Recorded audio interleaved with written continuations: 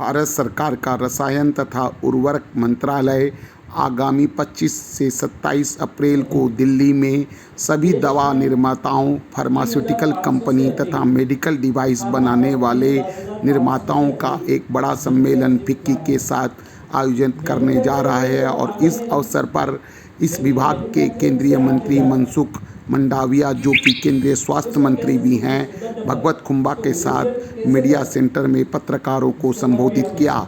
इस अवसर पर मंत्री जी ने कहा कि दवा का निर्यात में भारत सबसे आगे हो गया है। अभी 25 से 30 बिलियन डॉलर हुआ है और इसे वो 2-3 वर्षों में 200 बिलियन डॉलर तक करना चाहते हैं। सुनिए उन्होंने क्या कहा। मैं तो सबसे ज़्यादा मैन्युफैक्चरिंग कंट्री है। आज अमेरिका में लोग 4 पिल खाते हैं, उसमें से एक इंडिया में बनी हुई जेनेरिक मेडिसिन है।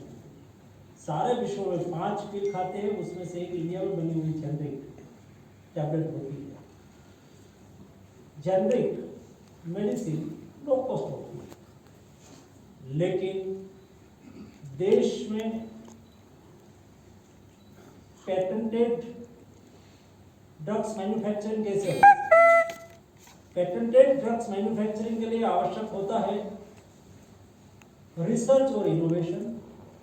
रिसर्च और इनोवेशन के लिए क्या करना चाहिए, कैसे करना चाहिए, सरकार उसमें क्या मदद कर सकती है, कैसी पॉलिसी होनी चाहिए। आने वाले दिनों में हम उस पर पॉलिसी भी लेके आने के लिए सोच रहे हैं। तो उसमें ब्रेनस्टॉर्मिंग होगा, इंडस्ट्रीज कहेगी किस टाइप का, क्योंकि इंडस्ट्रीज दुनिया के साथ बिजनेस करती है तो उसको पता है उसका फ्यूचर और फ्यूचरिस्टिक प्लान क्या हो सकता है, पॉलिसी किस टाइप की हो सकती है, उसमें उसका इनपुट्स हमें मिले, ये भी आवश्यक है। आने वाले दिनों में कॉम्पिटिटिव एडवांटेज हम कैसे ले सकते हैं, क्योंकि जैसे हमने 43 एपीआई ऐसे आइडेंटिफाई किए थे जो हमें, जिस पर 80% 90% से अबव एपीआई पर इनपुट पर हम डिपेंडेंस थे। तो ये डिपेंडेंसी खत्म करने के लिए हमने पीएलआई स्कीम निकाली, पीएलआई 1, पीएलआई 2। ये पीएलआई स्कीम से हमने ये मैन्युफैक्चरिंग चालू कर दिया। आज शायद 25 अबव प्लांट मैन्युफैक्चरिंग की स्थिति में आ गया, प्रोडक्शन चालू कर दिया है। वैसे हमने ही आत्मनिर्भर भारत की बात कही और कोविड क्राइसिस ने हमें सिखाया कि हमारी क्रिटिकल रिक्वायरमेंट पर हमें किसी के ऊपर डिपेंडेंस नहीं रहना चाहिए। तो हमने तैयारी की, ऐसी दुनिया भी तैयारी कर रही है। दुनिया भी अपने यहाँ मैन्युफैक्चरिंग हो ऐसा प्लानिंग कर रही है। ऐसी स्थिति में हमें कंपटीशन में टिकना पड़ेगा। बेस्ट क्वालिटी, एफोर्डेबल मेडिसिन दुनिया को उपलब्ध कराना। तो ये कंपटीशन में भी हम कैसे टिक सके, इसके लिए हमें क्या करना चाहिए, ये भी हमें ये कॉन्फ्रेंस में विचार विमर्श करेंगे। हमें इंटरनेशनल पार्टनर भी चाहिए कंपटीशन में रहने के लिए, इंटरनेशनल कोऑपरेशन भी चाहिए।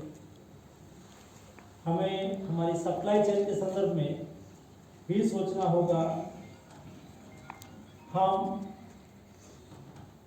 हमारे आईटी की एक्सपर्टाइज, हमारी डिजिटल एक्सपर्टाइज, उसका कैसे अच्छी तरह से इंप्लीमेंट कर सके जो हमारे फार्मा सेक्टर को आगे बढ़ाने में उपयोगी हो। For example Covid. राजस्थान के उदयपुर के कुछ मेडिकल कॉलेजों के यूजी तथा पीजी पाठ्यक्रम को छात्रों की भर्ती के बाद एनएमसी द्वारा रद्द करने का प्रश्न पूछे जाने पर मंडाविया जी ने साफ कहा कि छात्रों के साथ कुछ भी गलत नहीं होगा।